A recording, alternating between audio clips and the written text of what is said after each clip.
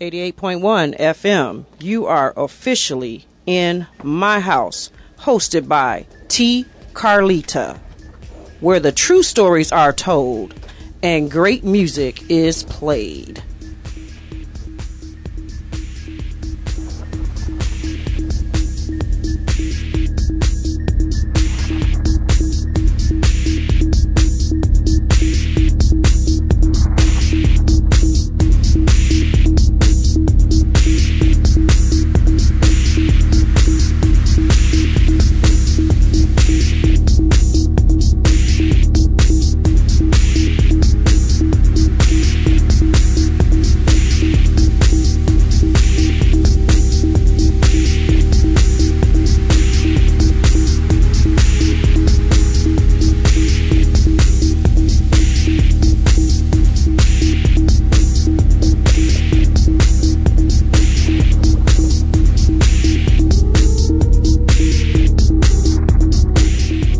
This is The Tunnel by Richie Hawtin from Windsor, Ontario.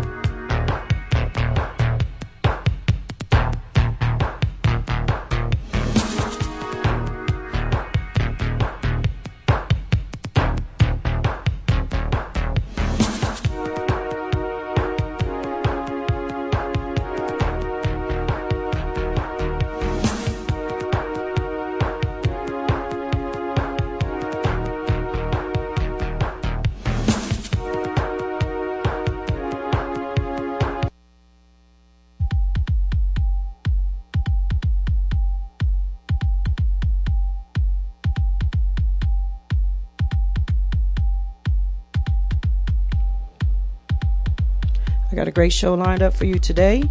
In the studio, we have DJ Surgeon. In the meantime, get ready for new music from Swarry Record International artist Drivetrain, plus unreleased music from Windsor and Toronto, Ontario, the United Kingdom, Munich, Germany, and definitely Detroit. And this week's Techno Talk will feature Jeff Mills, aka The Wizard. For right now, let's get off into some Metro Beach by Mr. Drivetrain on his recently released Schemata CD or EP or vinyl, because he sells it all ways. Metro Beach, Drivetrain. Soiree Records International.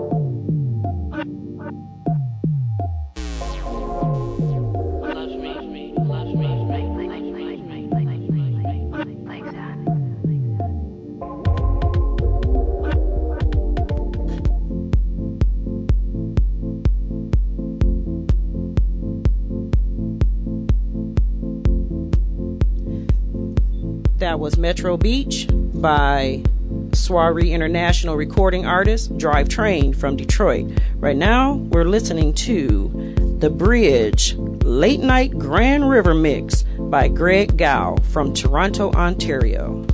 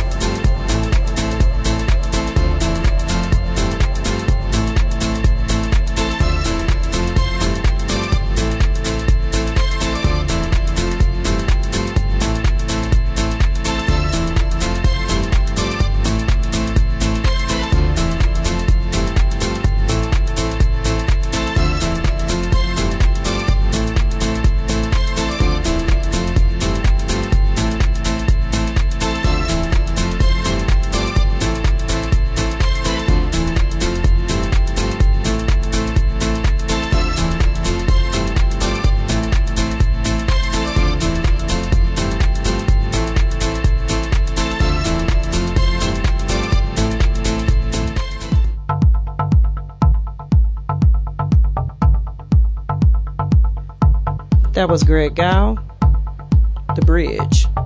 Late Night Grand River Mix.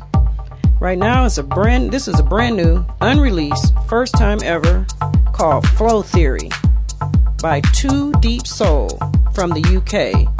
Right along there with Andy Vaz, who we played last week. So this is, enjoy this, Flow Theory by Too Deep Soul, UK in the D.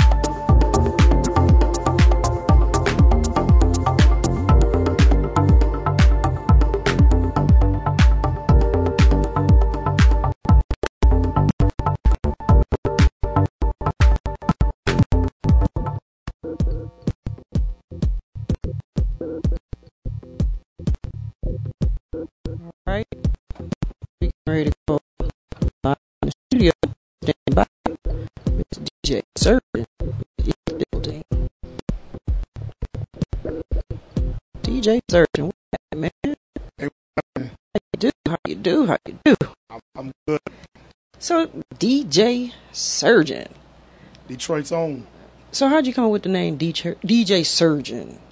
Actually, back in 1995, I was working in a recording studio with some friends of mine at Boomin Records. That was up in Clinton. And was really technical at EQing and compressing and getting the record sound right. So one guy said, "Man, you like a surgeon, like a doctor, man, with sounds, man." So it became kind of like DJ Surgeon in the building. I mean, that's how that came about. And then when I came to Detroit, we just kind of like adapted it with the outfit and just started putting some turntablism and some with electronic music, and that's what it was. I thought you were a doctor by day and a DJ by night or something, and you was putting the two worlds together or something. Nah, just it's a technical thing. Like when you listen to like my records and everything is just, it's a precision thing. Sound quality, low end, all that kind of good stuff. All right. So, how long have you been a DJ? Wow, I've been this is 31 years and still counting. I'm still actually DJing to this day, so it's been 31 years plus. We're still going. Wow. So have you always done the techno style of music, or you do? I know you do a little bit of everything, but is that where you lean more towards? Do you like that more than the other, or what do you do more?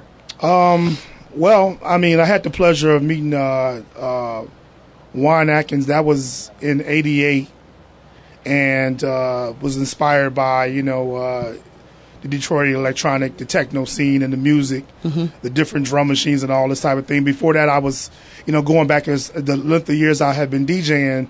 I had been around since the first rap record was came across when I heard Herbie Hancock Rocket on the radio, and that's when I wanted to learn how to scratch. And so it was basically like a hip hop culture thing back then, and then it cultivated and turning into electronic music, which was we used the foundation of the Planet Rock beat and all this type of stuff, and it began to be electronic music. That's the way I kind of got into it.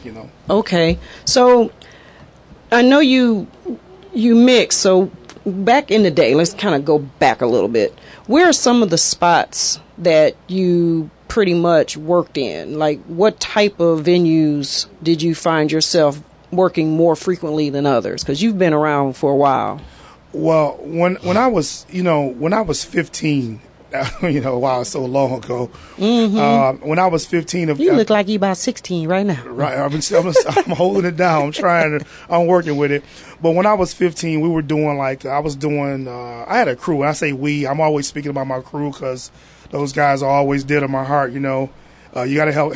Back then, you had to help somebody carry all the crates of records, and everybody got into the party. We had a good time, but it was middle schools, or back then it was called junior high schools. Tell you how old I am. It was junior high schools. We were doing the high school dances, and I was doing some kind of cabarets. I wasn't even old enough to be around liquor or whatever, but I still was rocking it. So that's the way it was. Right. Now, back in the day, I know they used to have the warm up DJ before the big DJ came on. Right. I know starting off, I'm sure you warmed up for somebody. Can you remember who you warmed up for first, and what was that experience like? Listen, I'm gonna say I'm very blessed to say that when I came out of the gate at 15, I was the one that got the contract for the party, collected the deposit, and I was the main guy to come out to play. And kind of like all my friends at that time kind of supported me in what I was doing because I had the business savvy to go out and actually, collect a couple $100 back then for a little middle school or junior high school was worth more money than working 2 weeks at McDonald's, and that's what it's all about. You have to understand that when I first started doing this, the minimum wage was $3.35. Wow. If you were cross seas, that's US dollars. It was $3.35. That's what it was. Wow. I didn't want to work for $3.35. No, I don't think so.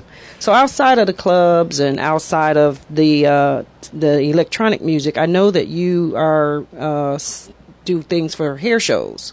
Yes. And tell me a little bit about how you do things for hair shows, and maybe kind of talk a little bit how it differs from doing clubs. What goes into each one? Well, I first got involved with the. I didn't even understand and know that, you know, hair wars or, you know, hair battling. I didn't even know anything about that. And I met who was now my wife, Darkchild, the stylist. She came to me as I was running a recording studio on the west side called the Music Lab. And anyway, so a customer comes in and they want to do a hair show, and Darkchild is one of the hairstylists and everything. So they came in, they told me what they wanted to do. And I said, hold on a minute, you doing what?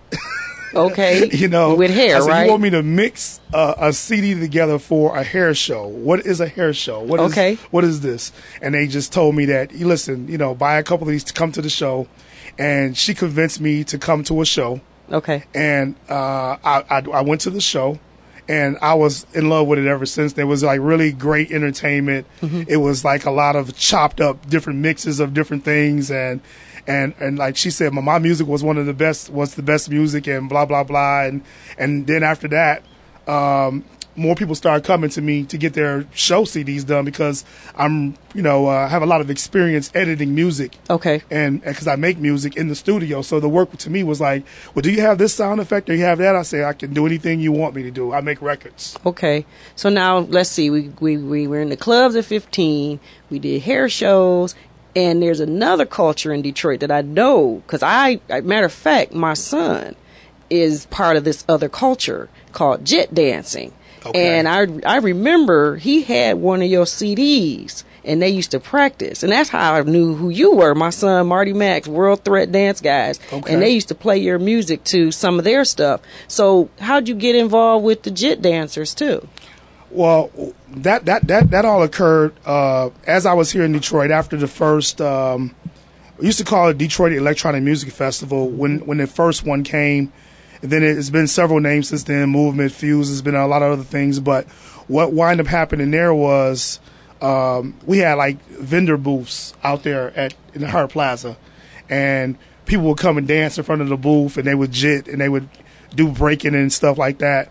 And so it was like but this music they danced to had to be a certain kind of music, you know, where they could do like fast, a lot of like torquey beats, a lot of like low end and stuff like that. Okay. And so I just said, you know, I'm gonna produce a couple JIT records, and I had signed with a label here in Detroit, Database Records, a DJ Godfather, who's another DJ that was responsible for making a lot of this music, and I made my first. Like JIT record, I'm the guy that made Dula the JIT. You know, we put Dula the JIT out, and it was like, okay, well, that was official at that point. You know, it's like this dude making JIT music, so it was like, you know. And it's interesting because a lot of JIT music is very fast. It is techno music to the highest extreme. So how do they do? I mean, it's so many different forms of JIT and so many forms of dance and so many forms of techno music. When you're preparing for, let's just say, a JIT situation, what kind of techno music or what kind of beats do you look for to create that sound that they need? The beats in JIT music, in ghetto tech, and in electronic music, period.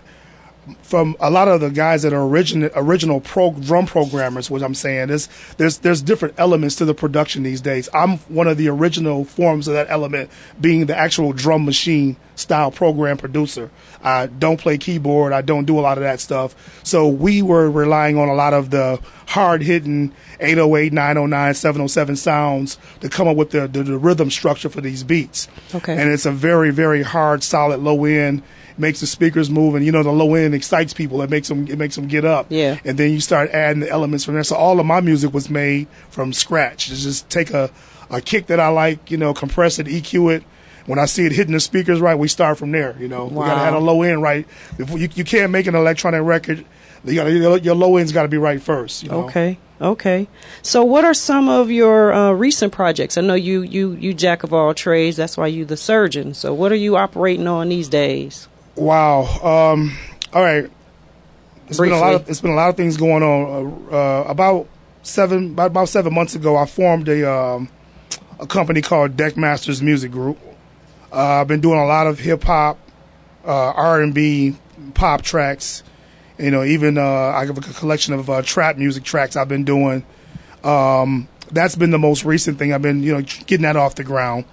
And everything that I've been doing with, from Detroit, henceforth, has spawned into other business ventures, such as digital custom media, photography and videography work. But right now I'm working on some new electronic music for the world to enjoy. Oh, awesome. I'm going to get to preview that on the show, right? Yes, you will. Okay. That's a promise. There's been many things that have been done in the studio, started, stopped, not completed. Okay. But now it's getting down to, grind season where I got to finish these records up. Many people have been asking, when are you going to put something out again? Yeah. Or because I was with a couple of labels here in Detroit and kind of like just started doing my own thing with the rap thing and getting involved in that. But the music will be out very soon. And I tell you what we can do is when I decide to, officially release something, you can be the first one to announce it on the show so the world is put on notice that I'm going to release some music here.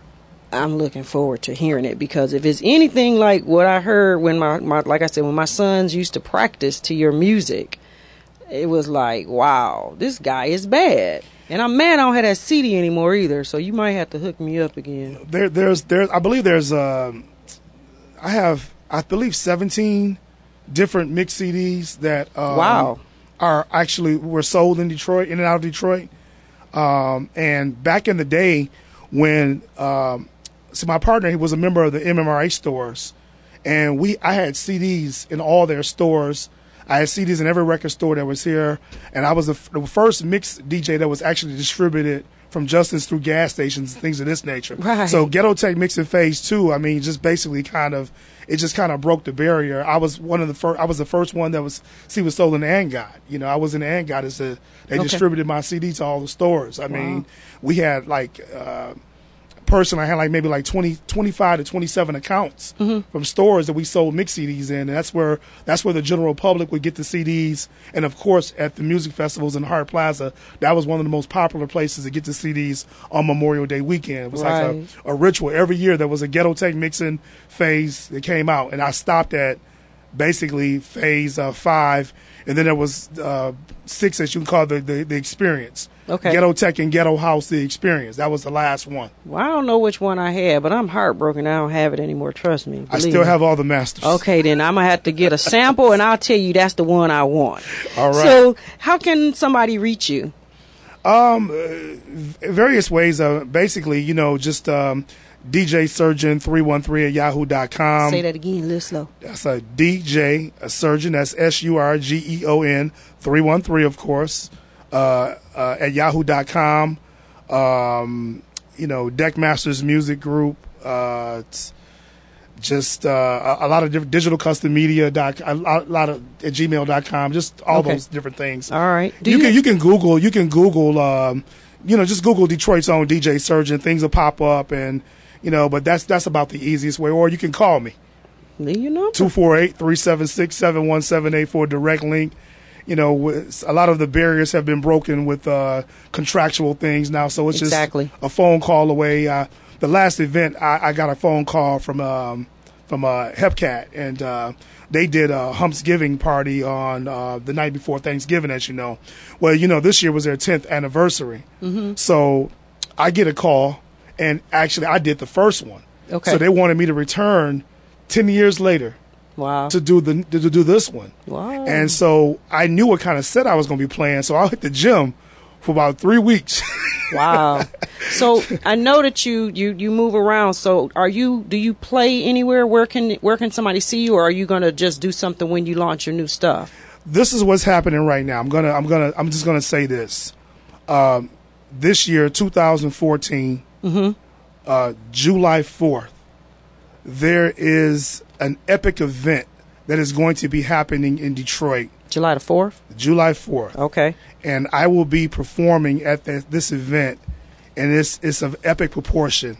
And I just want to say that right now, but it's going to definitely be worth, you'll definitely want to check that out. So everybody just stay tuned for that. The official announcements will be made, but it's it's never been done before. Okay. And it's about to happen. Well, DJ Surgeon, you know what? I've been listening to you many, many years, and it's been a pleasure to have you here telling your stories. You know, I always say where good music is played and true stories are told. You know that. Thank you. I appreciate you sharing that with us. And we are going to listen to a little bit of music in a minute. We got a Techno Talk section that I started on this show, and today we're featuring Jeff Mills. But for right now, we're going to hear a word from our sponsor. They're coming from all across America as Hump the Grinder presents the 2014 Detroit Hair Wars, the Salute to the Troops. Sunday, May 4th, 6:05 p.m. at the beautiful Adoba Hotel, formerly the Hyatt Regency in Dearborn. Starring some of the greatest hair entertainers in the world. And they're about to tear that stage up.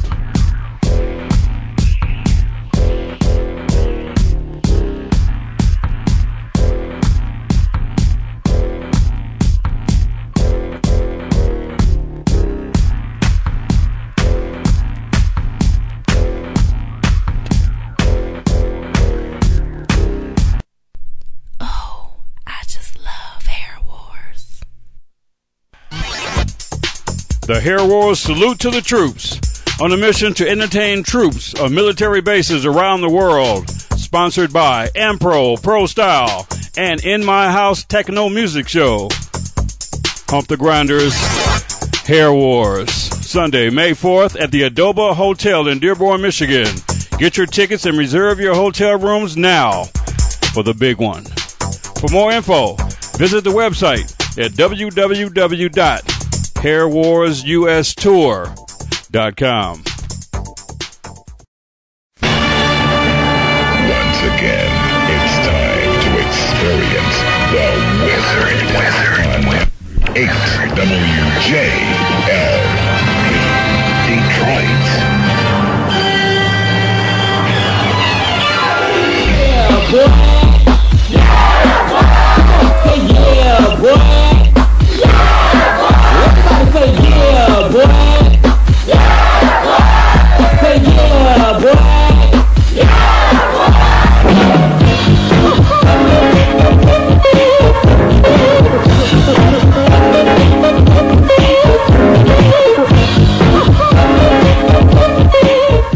My name is Jeff Mills from Chicago in the United States, and I first began DJing maybe, I think, 1980, 1979 in Detroit, and from that it led to radio, which I did for about 8-9 years in Detroit and in the United States. Then I moved from Detroit to New York in 1989, 1990, and I lived there for about 2 or 3 years, and then I moved to Chicago.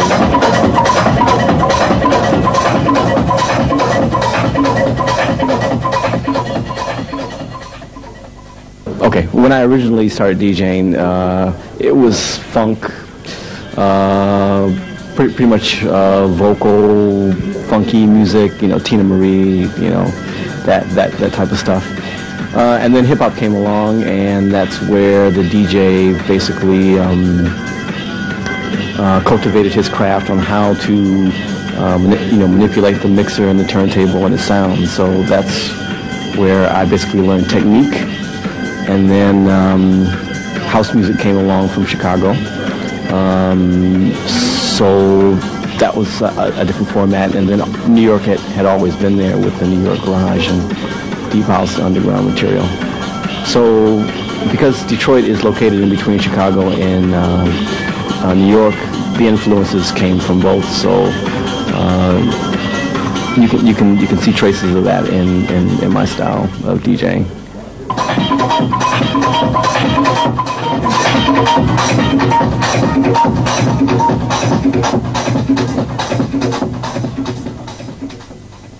My first experience with 3 turntables, I used to work for a radio station, and they designed a special studio for me to mix live on the radio. And as a precautionary measure, if I broke the needle on one turntable, they gave me an extra one just in case. So I had access to 3, so that's where I learned to use 3 turntables to make it more interesting. Oh, this was 1982, 83.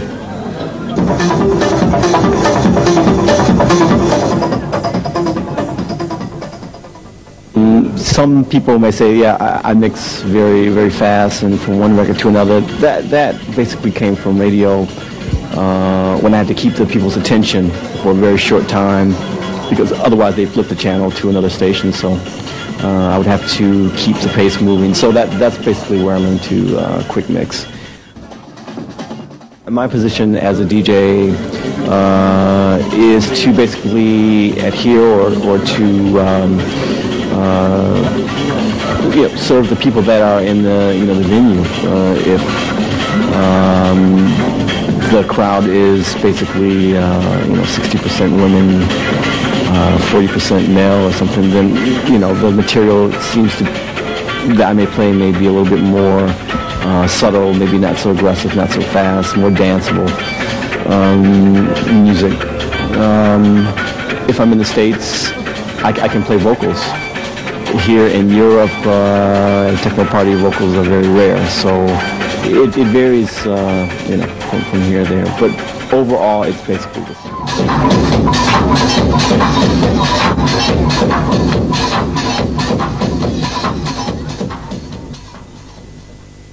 Underground Resistance. Well, it was just a collaboration, Mike Banks and myself, and a couple of other people that helped us run the label. But Mike and I basically made the music, and it was at a time when Detroit had been through one phase and we were entering into another one.